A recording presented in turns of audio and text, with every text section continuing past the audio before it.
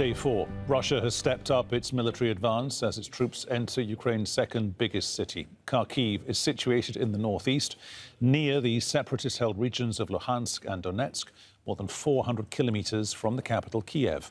Several military vehicles have been seen moving along a street in Kharkiv city centre. The regional governor says Ukrainian forces are battling Russian troops and warns civilians not to go outside.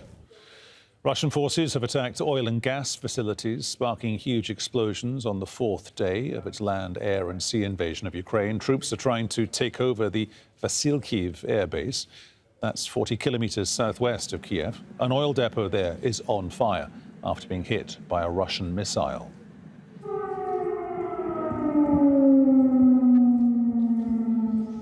Air raid sirens have sounded in Kiev minutes before a blast was heard. The city's 3 million residents have been told to take shelter, with fears the battle will get close to the city centre. A curfew has been imposed until Monday morning. Hoda Abdel-Hamid joins us live now from Dnipro in eastern Ukraine. Hoda, just get us right up to date with all the main developments overnight your time. Well, in Kharkiv, I think that's where the most significant development happened in this part of the country.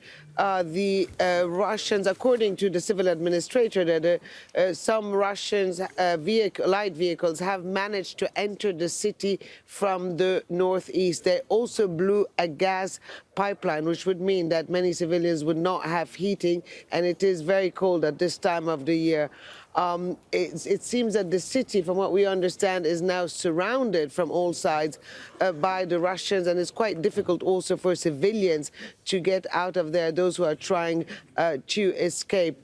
Now, these are the early hours of the morning, and certainly we're going to hear a bit later from the civil administration there, but they were depicting quite a grim picture at this moment. And then if we move towards the capital, Kiev, it's under curfew since last night, Saturday, 8 p.m. until tomorrow, Monday, 8 a.m.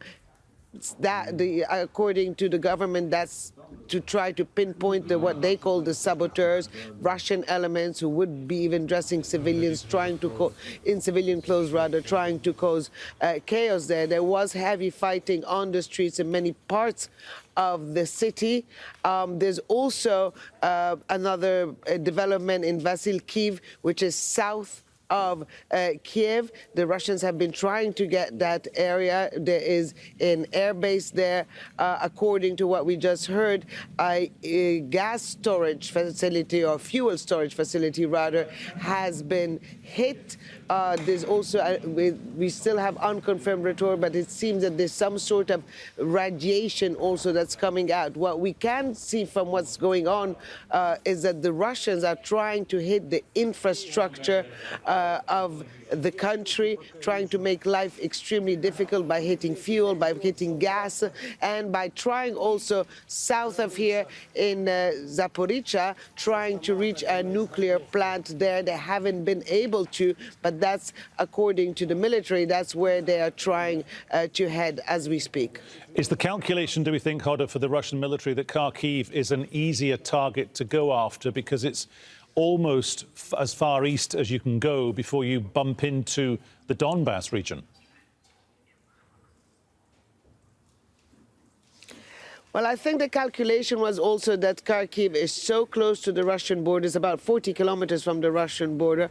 A lot of people who live there are ethnically Russian. It is a country that had a city rather, that had shown support to Russia in the past. There's a lot of commercial links between the two sides. There's even family links between the two sides. And I think the Russians were quite surprised to see that that city, regardless of all these links, has actually put up a fight and is resisting that advance.